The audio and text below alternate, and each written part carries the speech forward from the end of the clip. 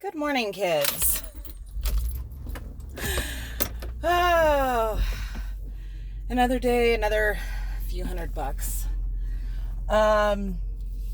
So now that we've gotten all of the hooky out of the way, and I know that people are going to comment stupid things on my videos. It's just, I never did understand why.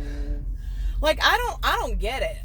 What is so missing in your life that some, dipshit with 3 bad jokes and a vape offends you so much that you feel the need to leave something mean and nasty, or just blatantly stupid on their forum. Like, that just never made sense to me. I'm definitely not of the if you can't say something nice ilk, but I most definitely am the unless it serves a purpose, like an actual constructive purpose, why bother? That's just how I've always been. I don't know. Whatever. But anyways, so now that we've gotten all of that bullshit out of the way, and since I'm in the process of putting together my podcast, and the reason why it's taking so long is not only am I recording, unfortunately I seem to be approaching the podcast the same way that I approach these videos, which is to say, on the fly.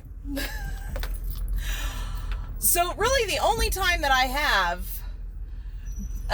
really these days to really do much of anything is when I'm in my car commuting to work. Now, I live on the east side of Albuquerque, right at the base of the Sandias, and I work downtown. And I don't like the freeways because drivers in Albuquerque are insane. So I take the surface streets. So that gives my commute about half an hour. And, considering that it's a half an hour each way, not doing anything else, at the very least I can record voice clips and then at a later time, edit everything together and, try to make a cohesive narrative. So, yeah, that's really kind of been my process at this point. But I wanted to expound a little bit on, some of the topics that are going to be covered in this podcast. So this podcast is not just about individual cases. It's more general than that. Although I will be speaking about specific cases as they come to my attention. I may do like whole episodes or like a whole, clump of episodes, a series on an individual case. It depends. I'm kind of keeping it a little loose. But for the most part, and I want people to understand this because this seems to be where a lot of people misinterpret and they misunderstand a lot of things. I have never been of the ilk of staunch innocence and staunch guilt on any of the cases that I've worked on. And the reason why is because I can't possibly know if a person is guilty or innocent.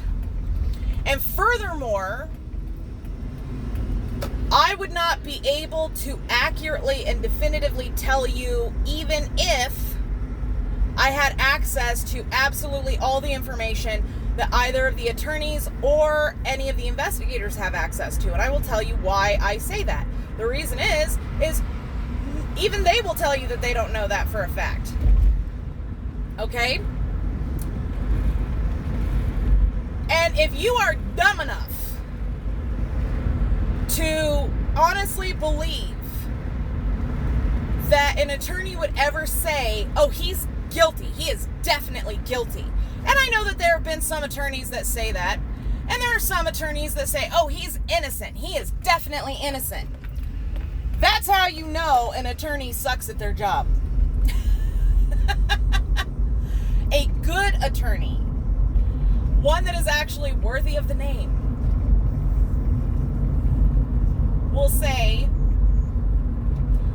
something along the lines of, I really can't say anything definitively, but I am inclined to believe he is innocent due to the evidence that I have reviewed. Okay? If you look in even autopsy reports, they will say the manner of death is consistent with homicide. The manner of death is consistent with blunt force trauma. The manner of death is consistent with a gunshot. They say consistent. They never definitively say 100%, yes, this is what did it. When people in this profession speak in absolutes, that's when you know they're full of shit. Okay? And the reason, look, and the only reason why I'm referencing this is because it's an excellent example of this. There's also a book. There's a documentary on Netflix called The Innocent Files, or The Innocence Files. And it's basically based off of the book The Innocent Man, which has a foreword written by John Grisham, but it details the case, or no.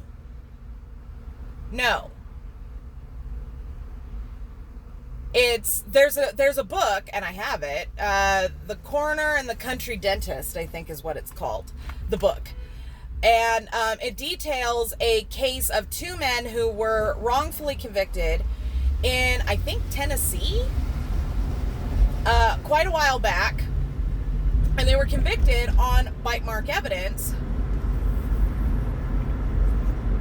And the expert forensic odontologist, upon whose testimony these convictions rested, Michael White, I think his name is, would use a phrase in his reports that legally, and this is how you can tell he's full of shit, legally should not ever be used in any kind of official forensic report.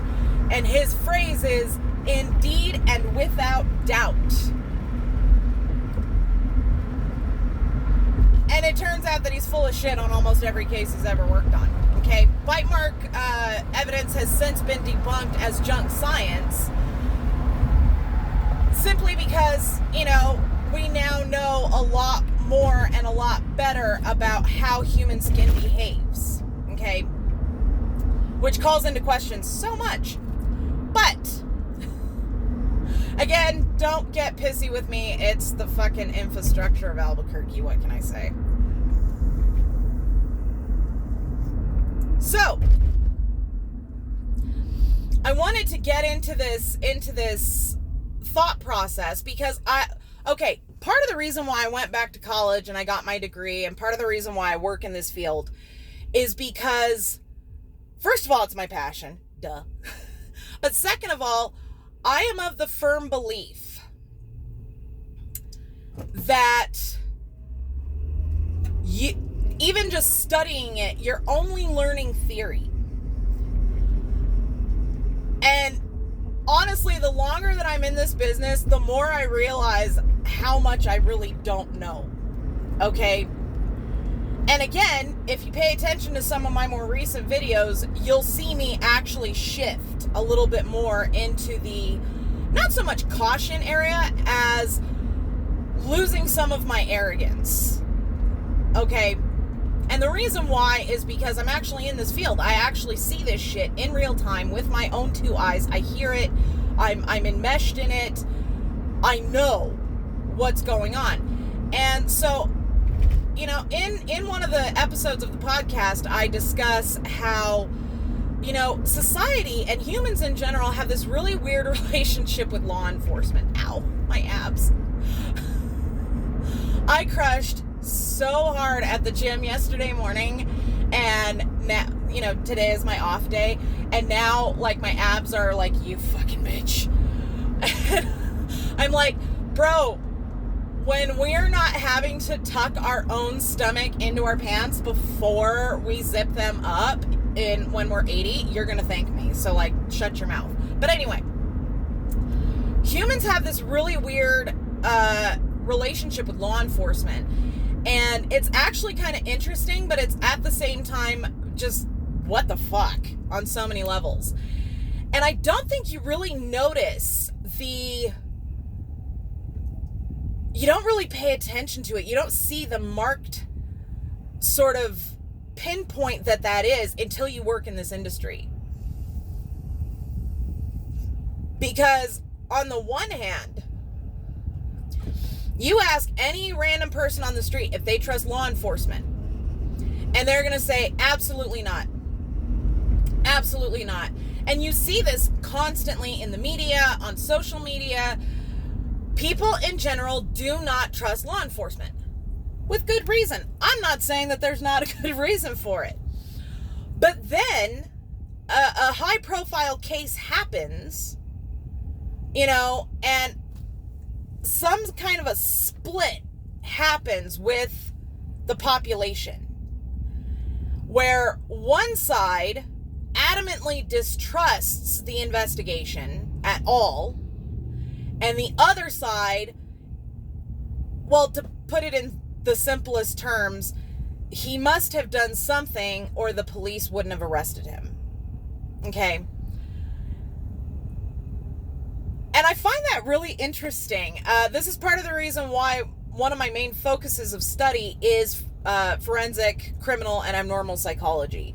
Is because I find it really, really fascinating that people will distrust law enforcement until their confirmation bias is represented in an arrest. And then all of a sudden, law enforcement is to be trusted implicitly. And I find that fascinating and also disturbing at the same time. And it's not just law enforcement that society trusts implicitly in those moments. It's also the media. And, I talk about this in the podcast. I'm going to talk about it a little bit more here. So, as I stated in one of my more recent videos, I just came out of a murder trial, a very high-profile murder trial here in my city. And until you actually are working a trial, you don't understand dick about the process. You may have a general overview, but you really do not understand everything that goes into a trial. All right, so I work as a litigation paralegal. That is actually my job. A litigation paralegal assists the attorneys from the point of contact with the client all the way through to final dispensation of the verdict, and all the way through sentencing. Okay?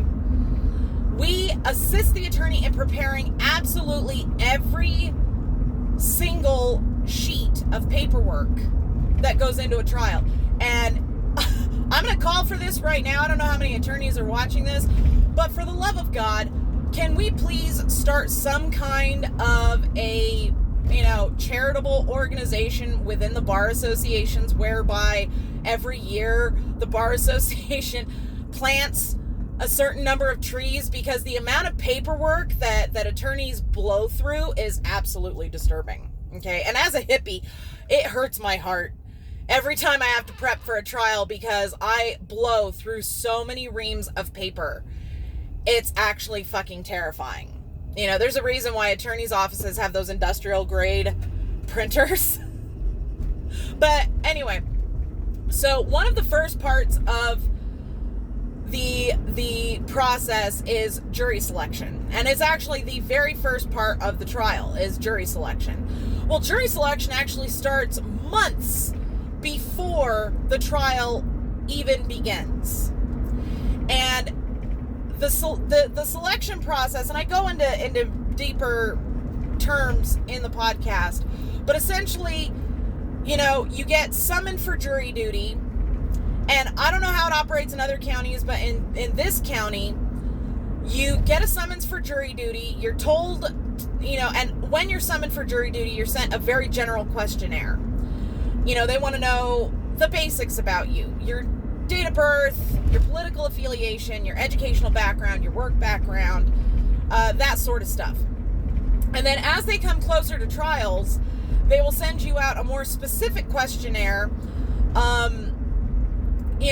Have you or a family member, a loved one, ever been involved in a violent crime? Have you been the victim of a violent crime? Have you ever been convicted of a violent crime? That sort of thing. And then the closer they get to the specific trial that you are selected to be selected for, they will ask you much more specific questions that are more geared towards the facts of the case. Okay? All of those questionnaires about 2 weeks before the trial is due to start, all of those questionnaires of those jurors that have been filtered down into this specific jury pool, into this specific group that will sit down for final jury selection, are forwarded to the individual attorney's offices. So one set goes to the DA's office, another set comes to the defense office. And during all of that, what I end up having to do is I have to filter through all of these questionnaires, group them together by juror, and then prepare them so that my attorneys can go through these jury questionnaires and root out who they want to preemptively strike, period, who they want to challenge, all of that fun shit, okay? Because they have that right. Prior to sitting down for the jury, they have these preemptive strikes that they can use. And then once jury selection occurs, which is usually the first day of the trial, that process is where the pool of prospective jurors comes in and sits down, and they sit in a room with both sides and the defendant and the judge, and then we really get in depth into all of it. So they'll ask the group of jurors, do you know either of the attorneys, any of the attorneys, any of their staff? Do you know me? Do you know any of my staff? Because what we're trying to do is do you know the defendant? We're trying to root out people that could have a personal bias in either direction, okay? This is called voir dire. So, in the course of all of that, all of that to say this, in the course of all of that, I obviously end up reading quite a few of the jury panels, is what these questionnaires packets are called. They're called jury panels. And I end up reading a lot of them, and giving my input to the attorneys. And all litigation paralegals do this. Or at least they should, in theory. And you would be surprised how many of these jurors, when the question is asked, do you trust the news? You would be surprised how many of these jurors will answer with an emphatic yes. And to support their yes, they will often add something to the effect of, this is not a direct quote, but something to the effect of, they can't report it if it's not true. Do you honestly believe that? Anyway. Now, I could say so many things, and I want to say so many things about that viewpoint, but at the end of the day,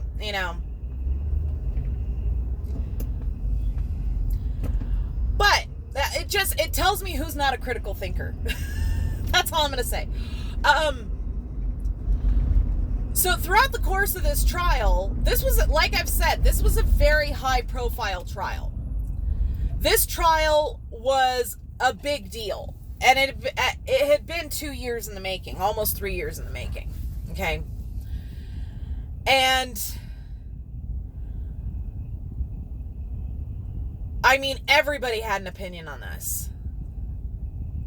You couldn't go to the grocery store when this first happened and not talk to somebody about it. All right. I had actually just moved to Albuquerque when this particular case happened. And so, I already knew that there was no way that our client was going to get a fair trial in this city. Honestly, I don't think that this client could have gotten a fair trial in the state, if I'm quite frank. But throughout the course of the trial, mind you, I'm in the courtroom. I I have to be. I'm there as the assistant to the attorneys. If they need a specific, police report, witness statement, piece of evidence, whatever, it's my job to anticipate that, hear the testimony that's happening, pull the thing out, and be able to provide it to them in real time. And take notes on top of everything else. And so I'm listening to everything. All right. And then later on, after court is over, and I go home, yeah, you're damn right. I'm going to fucking look up what's going on in the news, what's being reported. And I can't begin to tell you how bullshit the media coverage of this trial was. Okay? The media, the reporters were stating that certain things were testified to in court that were never actually said, that were never actually testified to. That's disturbing. And it's disturbing precisely because what in the actual fuck? Okay? In this particular instance, the media reported that a lay witness who was associated with the defendant, stated emphatically that everybody, including the defendant, was engaging in certain activity. Except that's not what he actually said. What he actually said on the stand was, yeah, we were in a group of people and we were all doing this thing, and in New Mexico, all is a slang term, and it can mean many different things. Oh, you were all pedo, eh? Or, we all went somewhere, when in reality, maybe not everybody that was in the initial group went. When we say all, we mean a group. Or we were all, for lack of a better analogy, we were all high, eh? All meaning we were smoking. We were,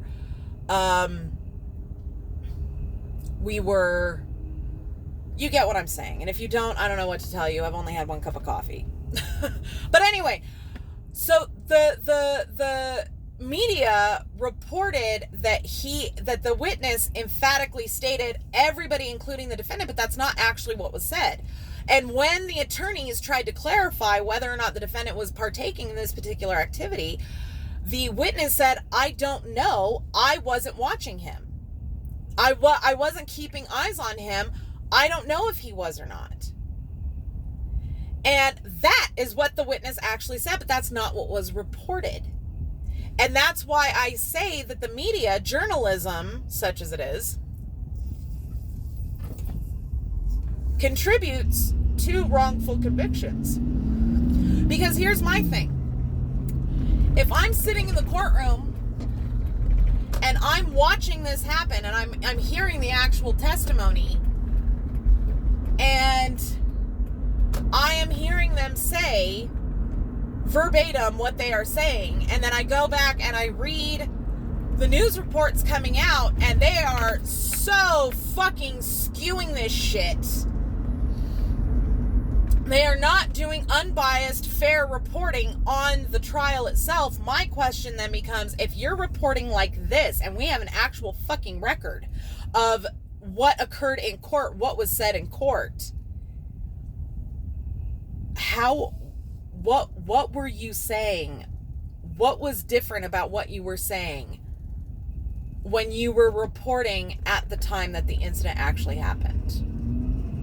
That's the real question, and that is the real scary thing here, folks. If they are going to fudge the truth, and fuck it, I'll fucking say it, if they are going to outright lie about what actually was testified to in court to the public, in court, where there is an actual verbatim record of what was said, what was testified to, what evidence was introduced, what testimony occurred about that evidence, if they're going to flat out lie about that when there is an actual fucking record that contradicts what they're saying in the media. What are they doing when they're reporting on the crime and the investigation?